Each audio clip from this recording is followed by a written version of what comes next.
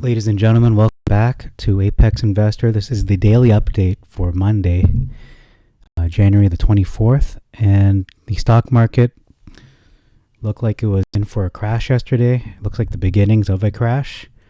The Dow Jones does not reflect that completely, although it was down yesterday to about 33,000 points. It was down from a high of, 37,000 not too long ago. Yep, about 37,000 in January. And I think more recently, 37,000, and then all the way down to 33,000 to recover a little bit at the end of the session yesterday at 34,000. I think the Dow Jones is not an accurate indicator of how of a stock market crash, and I'll tell you why. Okay, so as to why is Dow Jones a poor indicator of a stock market crash? Well, it's not poor. It's not a poor indicator, but it isn't the end-all be-all in terms of the stock market. If we look at my portfolio, for instance, that's down 60%. A lot of you guys out there who are metamaterials supporters, you're down at least 40%, at the very least. I think that's a better indicator of a stock market crash, not metamaterials by itself, but a lot of the stocks on an individual and collective basis are down somewhat like 50%. The Dow Jones is only down by 10%, ladies and gentlemen. That's not that much, but the stocks themselves, the ones that matter, when we look at the stock market, those who are not being manipulated as much, I don't see Amazon down 50%. I don't see Tesla down 50%. I'm not saying Tesla is, one of those corrupt stocks. I'm just saying that it isn't a good indicator. So let's look at the movers and shakers from yesterday. We only have a few minutes before this is updated. So I'm going to just scan through this in real time. I'm not going to do too much editing today. Okay, so the big loser of the day was Arrival at that amount there, 402. DWAC is also down to 67. IronNet was down. I think everything was really taking a big hit at the opening of the Monday morning. There wasn't really much. There wasn't a lot of good news. It looked like we were ready for a stock market crash. And as to whether we're out of the clear, are we out of the woods? I don't think so. I think that is only a harbinger of what is to come. I do believe a stock market crash is pending. Whether this year or next year, it is coming. And once it happens, that's when you should buy. It's not time to panic and sell all your stocks. It's time to either hold what you have or buy up some really good stocks at very cheap prices, and then you'll only come out a millionaire afterwards, or at least you'll come out the better. So let's look at what gained yesterday. Okay, not too many big gainers. Obviously, it was like a really bad day. Metamaterial actually was at 155 yesterday, only to recover to 180. So that's quite a big jump. I think that's at least a 25% gain when you consider the drop it had at the start of the session. So metamaterials actually had a really good rally, but I think we're starting to see support is around $1.50. I don't think it'll drop below $1, but I could be wrong. It could very well happen. Canon, okay. I also noticed AMC and GameStop took significant hits as well yesterday. GameStop was at 90 yesterday, and AMC I think was at 16 below. It sounds like the weather, but it was at $16 or even lower than that at the beginning of the trading session. And Bitcoin was very low as well, around 35,000. And I have a lot to say about what are the best opportunities, not just in the stock market, but just in investing in general. So I'm going to get to a lot of this in this video, because I've realized not that materials is a bad stock. It isn't by any means, but it may not be the right time to go all in. I'm not saying don't buy it now. I'm saying that it's going to take a while. It's not going to happen overnight. It's going to take a while. So if you are impatient, or you don't have the time to wait, you might have to buy some other stocks first before jumping into the metamaterials bandwagon. So I know not everybody is on the metamaterials bandwagon. So this could be a possible strategy for you. Okay, so a lot of tabs here. So we're going to take a look at these where they refresh. I only have like 3 minutes to look at all these, but DWAC was at 67. Yesterday, the low was 60, at 60. So that might be support from here on out, 45 to 60, because it is preparing to head to $100 plus probably 200 by the end of February. Not sure how long that's going to last though when it gets above 100, but it could last for a while depending on what happens with that Truth Social there. DWAC is not really affected by the stock market, I've noticed. The market could crash and DWAC will still be roaring up into the stratosphere. Coinbase took a big hit yesterday. It was actually down to 162, only to rally to 190 yesterday. So that is pretty good news. Coinbase is here to stay, just like crypto is. So that is one of the potential things you want to buy in the event of a stock market crash. So, specifically Bitcoin, Ethereum, those two in particular. So metamaterials again was down at 155 yesterday. 52-week range was 155 to 21. So 155 is the lowest we've seen in quite a while. Only to rally again to 180, which is pretty much, I think, 25% gain. So that's a pretty good day for those who want to buy this cheap. And a lot of people did buy this cheap. They're going to quadruple their investment, if not multiply by 10. AMC was down to $14. Yeah, it was at 14 yesterday, and it rallied well to 16. So that was really there was a lot of fear going on in the morning, and it was justified because it looks like a market crash is on the way. This could just be the canary in the coal mine situation.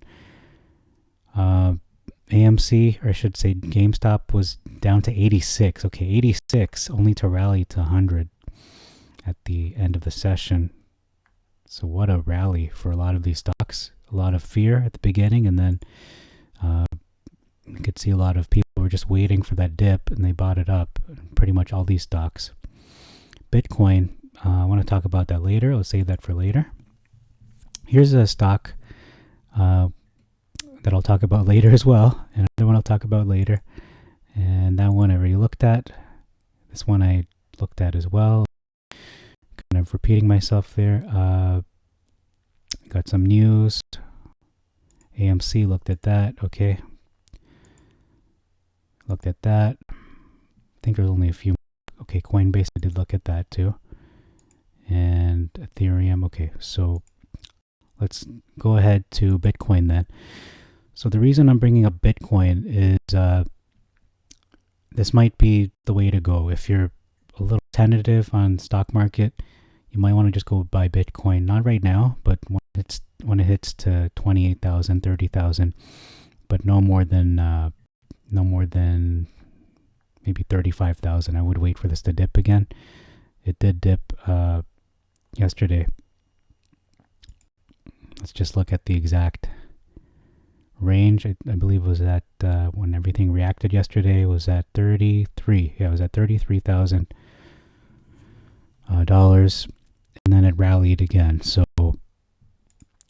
I would buy Bitcoin if I had more money in Bitcoin. For sure, that's a really good investment for you. However, there's a caveat. It is the U.S. government wanting to regulate Bitcoin in some form or shape. That could be a little disastrous, but we'll see if that's going to affect the price.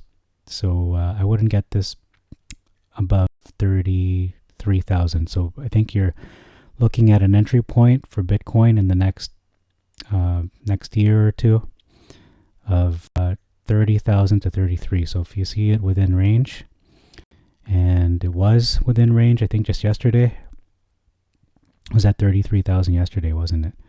Let me just look at that one more time. Yep, so it was support, 30 to 33,000. That's your entry point, and it was right up just a little bit over 33, but that's not too much. So that's a good buy for you, Bitcoin, at 30 to 33,000. So wait for that, set your alerts, and then sell it at I'd say 7,000. I would just wait for it to run up. It's gonna hit this level again.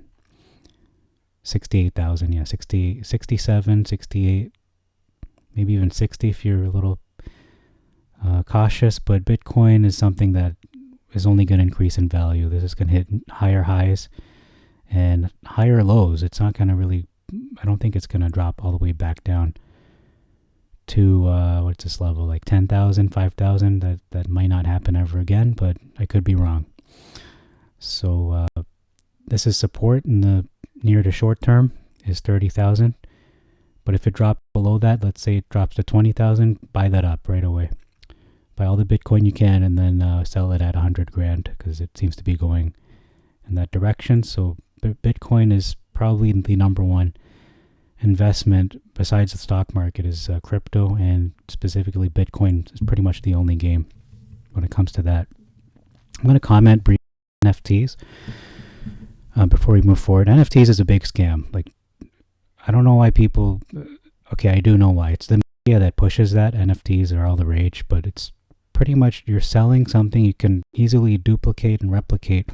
There's a video that is going viral of Keanu Reeves laughing about NFTs, and he's right. Like, he sees right through it, and so did I initially. It's like, well, people are spending money for essentially a JPEG. You can just print, screen, or whatever the NFT is, and it's the same thing.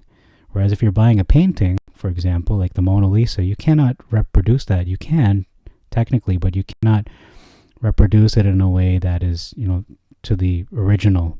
Like you're having the original, whatever, work of art. Yeah, you can reproduce it, but it's not the same as the exact, original that the artist did, whether it's Leonardo da Vinci, Picasso, whoever. And those are worth hundreds of millions of dollars. NFTs, on the other hand, you could just, it's digital. It's a big scam. Let's just call it the scam of the millennium of this year, the last few years. It's the biggest scam. It's a big joke, and that's all I have to say about that. Okay, Nintendo. The reason I bring up Nintendo is in the event of a stock market crash, this is probably one of the best stocks to buy because Nintendo is probably not going anywhere in the next 100 years. They're probably going to stay with us until Kingdom Come. Like, I think that's Nintendo for you. So it's actually pretty cheap right now. Personally, I would wait till there's a lull between the Nintendo Switch, their current console, and the release of their whatever is after the Nintendo Switch, the successor to it. Because if you look at the years for the GameCube, that came out in 2001, 2002, it saw a dip of $10, okay? And these are the years right after Nintendo 64 here. When the GameCube came out, it didn't really seem to do much, to be honest. It was a dark period for Nintendo. But then when the Wii came out, and I bought their stock before the Wii came out, it went all the way up to 70, 78, 76. And they were one of the biggest companies in Japan at that time, rivaling Toyota and other Japanese companies. And then they dipped right after the Wii, started to die out, and the hype was dying, and there was the lull period between, what are they going to do? What's the next console? And the Wii U came out, and I think it went up a little bit, but ultimately did not resurrect. It did not see the same heights. But then the lull period before the Switch came out was, let me see, it's usually a 6-year cycle. So, yeah, this lull period here was 13, no higher than 20. So you should have bought Nintendo at that price. So I think we can look forward to this going right back down to $10, $20 level, maybe even 30. But I think your entry point for Nintendo is looking like $10 to $25 probably. And then, so you buy that up once it drops down to those levels, you can sell this easily at 70 plus, because Nintendo is just one of those companies that will stay with us forever, kind of like Apple and Microsoft. Nintendo is one of those companies, except they bring a lot of joy to people. They're actually, focused on their games. They're not going all over the place. They're a very stable company. They've been around for at least 100 years, if not longer than that. I think since 1800. But anyway, Nintendo is a very, very good stock. Probably the number one stock, just of all time. Probably it's an amazing stock, and it's not a stock that you day trade. It's a stock that you buy, and you hold 5 to 10 years, and then you see the results is that you triple, quadruple your portfolio. Especially if you do buy it at 10 to 20, and then you're selling it around 70, 80. So that is quadruple. But it does take time to get there. I give you that. But it is one of the most stable stocks probably of all time. And it's just so reliable, and will give you those profits pretty much guaranteed. I don't see Nintendo going anywhere. They're like the Walt Disney of video games, if not better than that. Okay, MasterCard is another one you probably want to get in the event of a stock market crash, because people, let's face it, people do not pay their credit card bills on time and not in full. Most people don't know how interest works, and if they do know, they just go with it and pay the interest, not realizing that paying off their debt is probably the number one thing they should do in terms of finances. So let's look at MasterCard. What should be an entry point for MasterCard? You're looking at it right there, 200 to 220, maybe 200 to 210. I think it's going to go down there again once the market crashes. So I'm going to say 200 to 210 is your entry point for MasterCard. Resistance, there really is no resistance for MasterCard. It's only going to go up and up, probably to 400 plus. And Visa is the same kind of thing. Visa, you want to probably get into that as well, but Visa has a lot more stigma with that, a lot more stigma with Visa, because I think there's a lot more fees. The fees are higher, whereas MasterCard seems to be like the more mainstream one. There's news for Metamaterials. We're going to look at this. It says Metamaterials joins LASAR or LASAR Alliance for Reality Wearable Devices, augmented reality. So what is LASAR? What is Laser Scanning for Augmented Reality Alliance? It is a member program of the Institute of Electrical and Electronics Engineers Industry, Standards and Technology Organization. So the IEEE is the world's largest technical professional organization dedicated to advancing technology for the benefit of humanity. Let me repeat that: the world's largest technical professional organization dedicated to advancing technology for the benefit of humanity. This news is just going to go over a lot of people's heads, especially shorts. There's a situation with the Metamaterials. A lot of their news is completely, they shoot way over target, and a lot of shorts do not get it. It's like it's like trying to explain quantum physics to a 2-year-old. It's just not going to happen. So if I tell you Metamaterials has cloaking technology, has anti-laser technology, it can deflect laser beams, it can deflect radiation, it can deflect, de-icing, defogging, like it defeats the laws of physics or but it defies the laws of physics. Other tech is just going to go over a lot of the shorts' heads.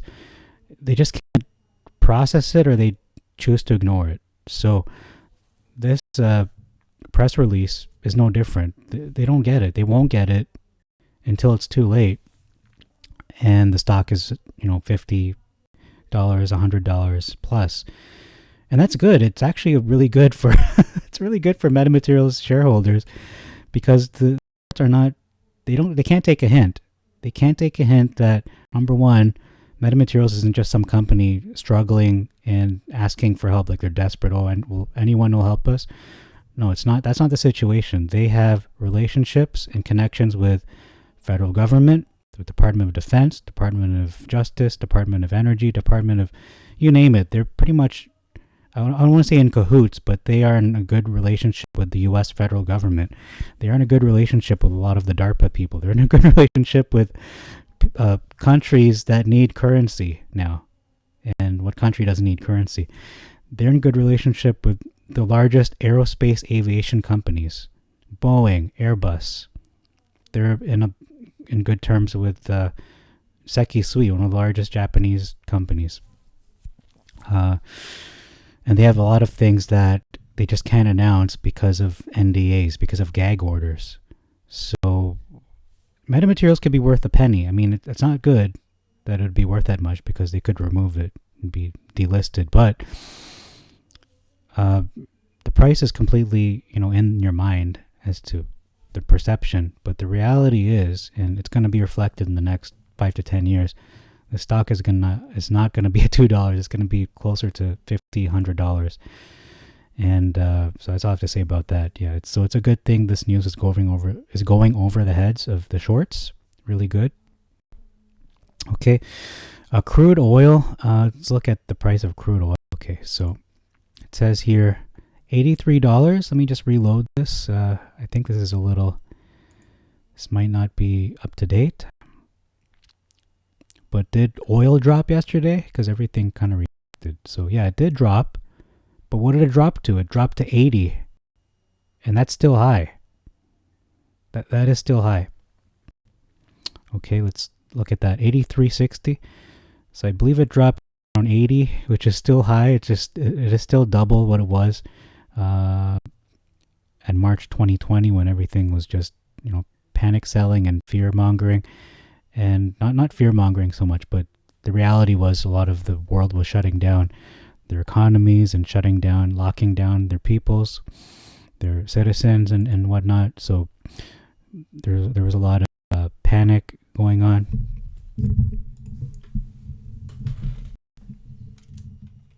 Okay, so welcome back. Sorry about that. My battery was low.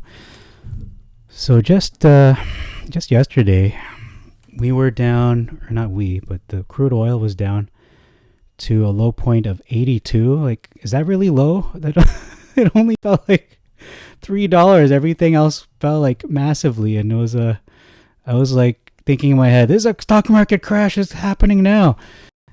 But no, it didn't happen yesterday. But that is a sign that it could very well it could turn sour very quickly.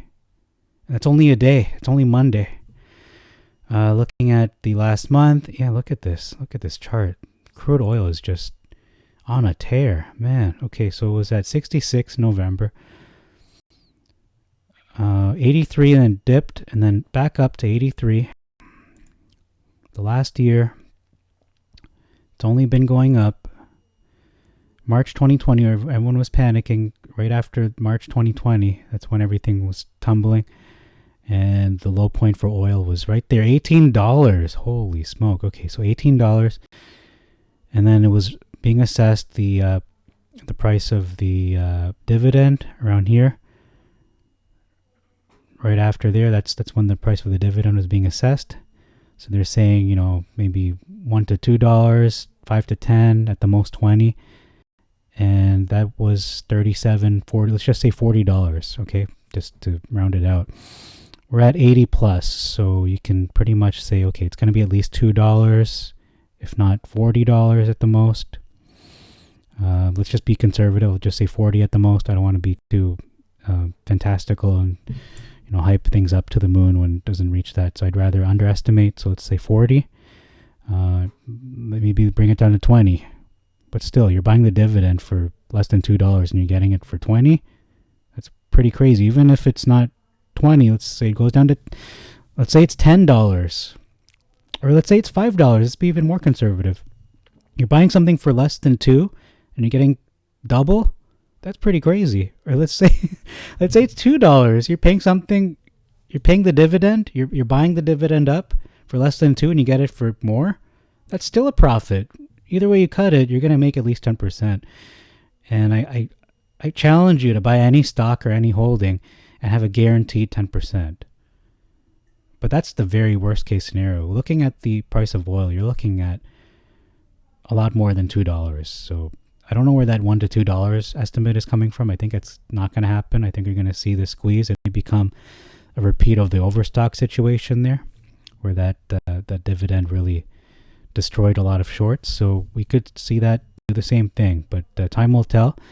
And one of my things is if you can't wait 2 months from now, and it is the end of January 25th right now. If you can't wait 2 months and a little bit for April or even May, then you're probably not fit to be an investor, in my opinion. You just don't invest. But if you can wait 2 to 3 months from now, and you will see the rewards of your patience, the dividend is going to destroy a lot of shorts. This is the calm before the storm. They won't know what's going to... They won't see it coming until it arrives. And metamaterials is going to come roaring back like nothing else, and even greater than when it was at $21. It's going to seem like nothing. $21 is going to seem like a discount in a year's time, maybe 2 years' time. People will wish it was $21. They're going to wish it was $2 because it's going to be up to $50, $100 eventually. I'm going to just say 40. Let's just say $40 conservatively. It's going to be at $40. People are going to wish it was at $2. Why didn't I buy this stock? Now it's up 20 times higher.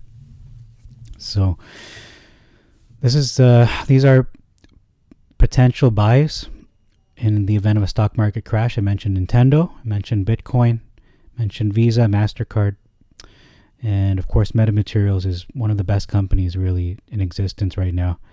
And you're going to see that potential really come to reality. It's going to become a reality in the next 5 to 10 years, and probably even before that, because we have the dividend happening in the first quarter, so around April, May. So by this time, in the summertime this year, June, July, August, you're going to see the stock really take off. And by the end of the year, December, it's going to be in a completely different place. It's going to be night and day, whereas at the beginning of the year, we're at $155. You're going to see it probably at $15, but above $10. I think you could count on it being at least double where we are right now. So, you know what, maybe even $5. I'm going to just say probably $5 by the end of the year, depending on what happens.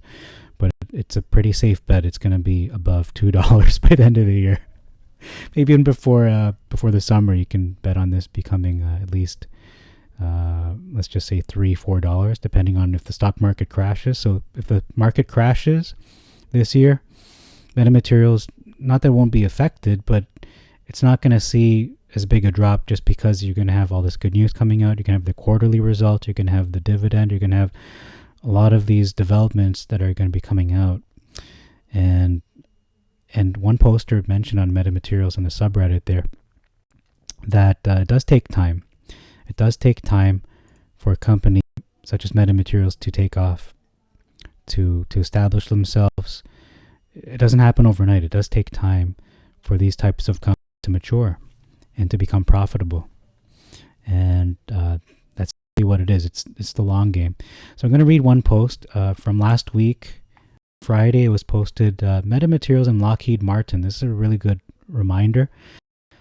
And it says here, I know many of us are stumped with the rapidly falling share prices of Meta. Let me share with you a little hope. If you don't know, Meta has been working with Lockheed Martin and developing Meta Solar. Lockheed is known to spend a substantial amount of money each year in R&D. Working with Lockheed itself is self-explanatory. They're one of the biggest weapons manufacturers, defense manufacturers of America. You got Lockheed Martin, you've got Raytheon, GD, and many others. I kind of forgot them right now, but there are others. Lockheed Martin's one of the largest ones. In an article written back on June 1st, 2017, it explains the partnership between the two companies. It says, Metamaterials Technologies Incorporated, it was known then MTI, has signed a $5.6 million agreement with Lockheed Martin, which represents Lockheed Martin's first solar investment in Canada. Let me just stress this point. Lockheed Martin would not put a cent into any company or any person or anything if they did not see proof of concept that a product or a company could do what they claim to do. So this is showing us that Metamaterials knows what they're doing. They're not just competent. They're not just competent as a company, as in terms of the leadership, but their products, their technology works as advertised. That is a very, very important point, because you have a lot of stocks, a lot of upstarts that hype themselves up over the next best thing, and then it turns out it's a flop because none of their stuff worked as advertised. They pump themselves up to be the next saviors, and nothing happened. It was all talk. Metamaterials is not all talk. They have proof in their pudding. I hope I used that correctly, but the proof is in the pudding, and they have got a lot of pudding. Just put it that way. Meta Solar incorporates NanoWeb, a highly conductive metal mesh, printed lithographically onto any surface using MTI's proprietary rolling mask lithography. I feel like RML is going to be one of the buzzwords coming up. Maybe it's not, but NanoWeb could be. So RML is a manufacturing tool. It is used to make these functional materials. Okay, why is my battery low again? Why is it low? I thought it was plugged in.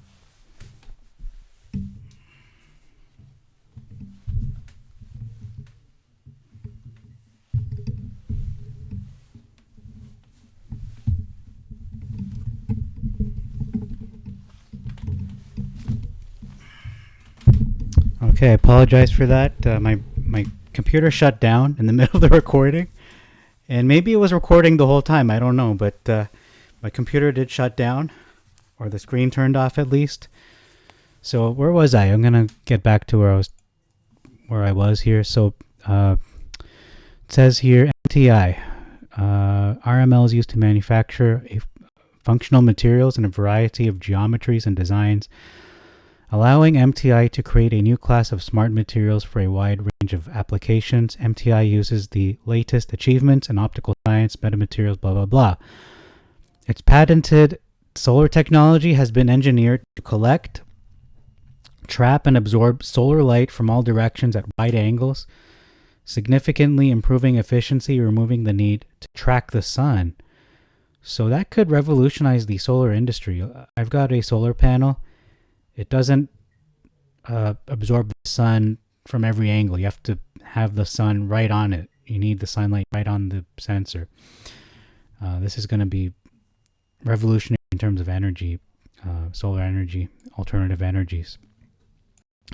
Metamaterials are in essence the materials of the future.